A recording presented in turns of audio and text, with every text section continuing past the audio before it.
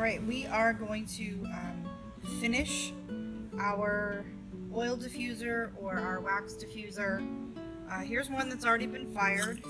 So you can see there's been holes been drilled through our little upside down safari hat. So what we're going to do is we're going to cut out our little window so we can take our little tea light and put in there, and then also drill some holes. If you want to cut an image, you can cut an image. You can find some simple things like leaves.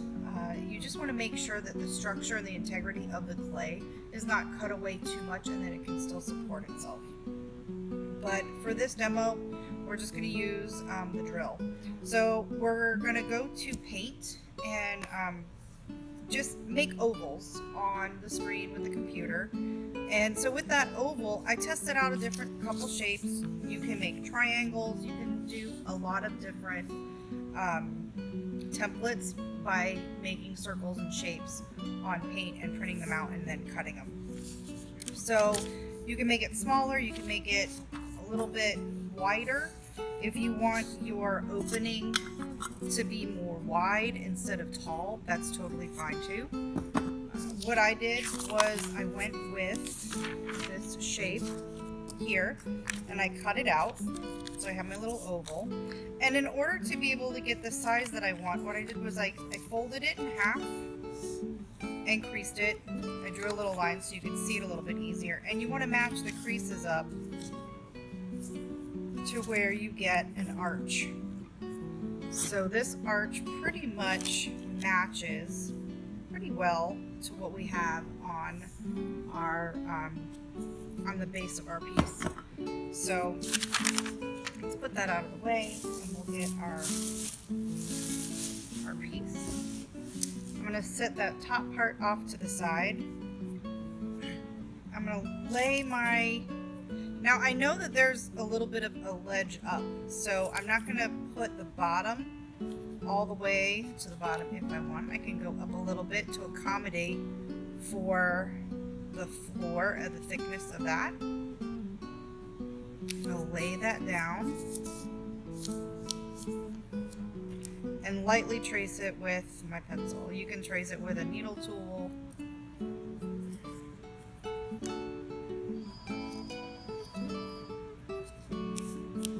Oh look, the phone's ringing.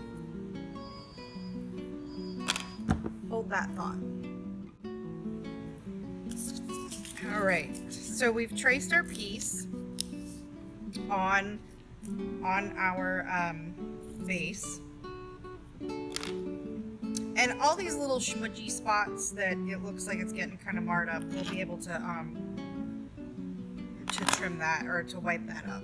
So one thing that you're going to want that I did not grab is a sponge. So just grab that real quick. Hopefully that doesn't make this go out of focus.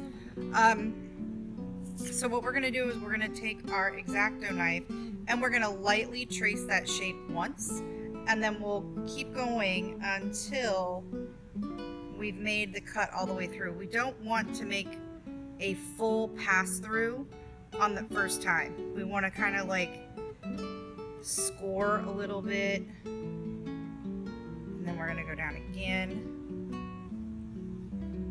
Just makes that cut a little bit easier.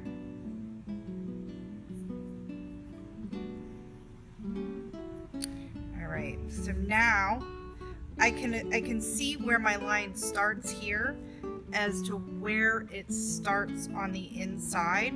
So hopefully you can see this. I'm gonna place my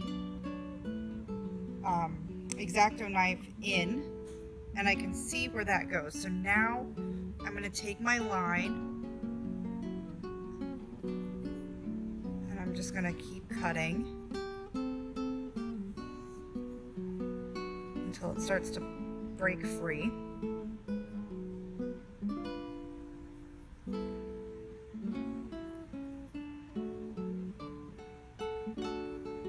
That's why I'm not a surgeon. Ooh, those are some bad cuts there. So now I can definitely see that inside ledge that I can take this down just a little bit more. You can leave a ledge if you like the look of that. I kind of want it flat.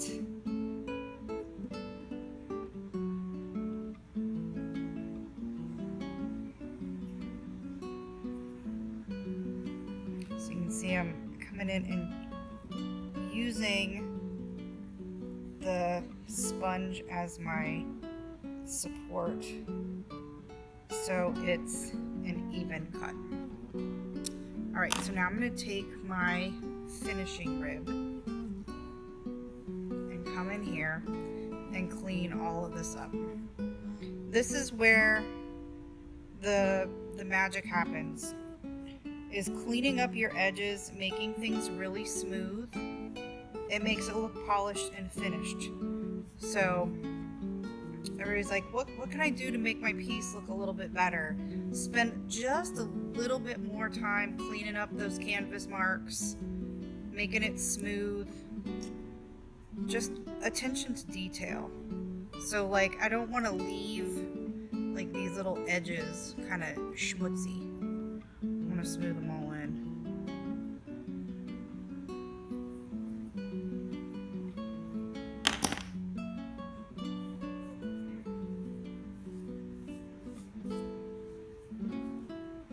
You can leave it flat, or you can come in and bevel that interior shape a little if you want. I kind of like beveling it.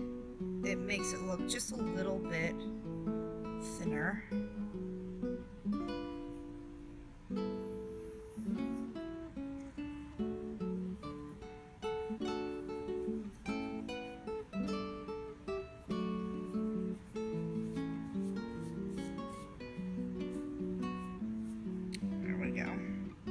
So I'm going to let that set up just a little bit. Once we let this set up just a little bit more, so this is just barely past leather hard, so I can still mar the surface, but it's not really. I can kind of give it a little squeeze, and it doesn't really move, but I can feel that there's dampness in the pot, and I can definitely still work the surface a little bit. So what I want to do is, when I drill the holes, to have a cleaner drill hole with a drill, I want my piece to be just set up just a little bit more than what it is, and that will give that crisp, clean line and that edge, and it'll make it a lot easier to just kind of clean up. So I'm going to set this to the side for just a little bit. I'm going to clean up that bottom, clean up all those edges, and then when it's ready to be drilled, so maybe 10-15 minutes, I'm going to let it sit out just by itself, no air or no bag, just let the air get to it, and then we'll come back and we'll drill the holes. Alrighty. Alright, so our piece is set up. It's a lot more firm. It's still really cold to the touch, so drilling is going to be a little bit easier. What we want to make sure is, you can see there's a little don't do what I did. When I push this on, look, I cut a little bit too high. You can see the bottom of the bowl. You don't really want to, like, you can't see that on this one. So if we drill holes too high, like up in here, that means we're going to be able to see that. So I want my holes only to be in this bottom section. So how do I adjust for that? So what I've got is a little cap full with just a couple of drops of food coloring. Food coloring will burn away, and you can make marks on the surface of your pot and it'll just burn out in the kiln, no big deal, but it's really great for planning. So I have taken and made a little mark with my line, or with my water food coloring, so I know it's low enough. So now I can take this part off, set this back on my banding wheel, make sure it's relatively even, hold still and spin.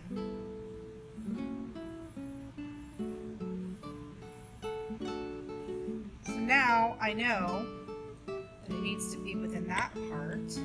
If I want to do a line for the bottom, I can do that too. See, that's why it's important to get it back to center.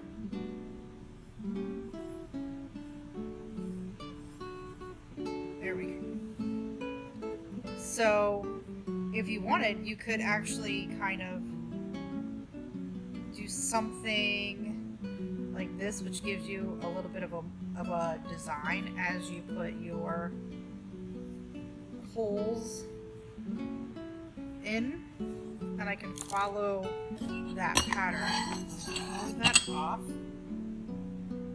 Bring my sponge back up, and I'm not gonna hold my hand behind because I want to brace it, but I don't want to drill where my hand is. So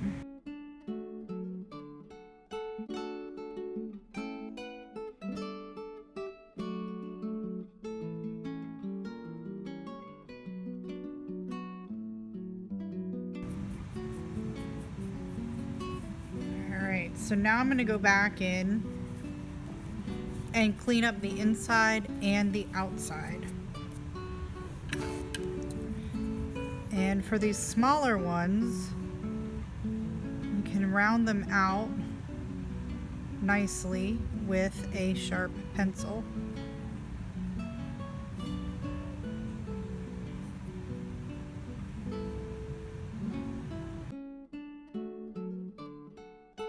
So also, if you have a loop tool that has a rounded loop, you can drop it in and spin it and kind of angle those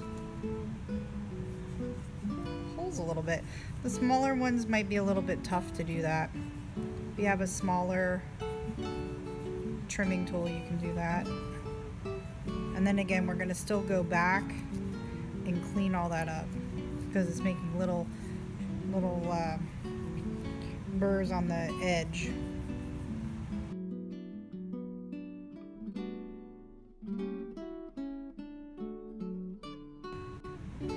Alright, so after a little bit of time cleaning it up, it fits on. I actually think I'm going to go back in and carve that line. Now that I'm looking at it, I like a little line there, just a little indentation. So I'm going to put it back on the banding wheel and give it a little carve, and then I think we're all set. Alright, there it is with the line.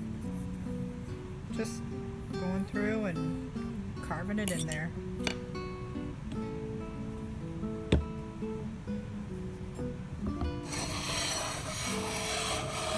Enjoy, guys.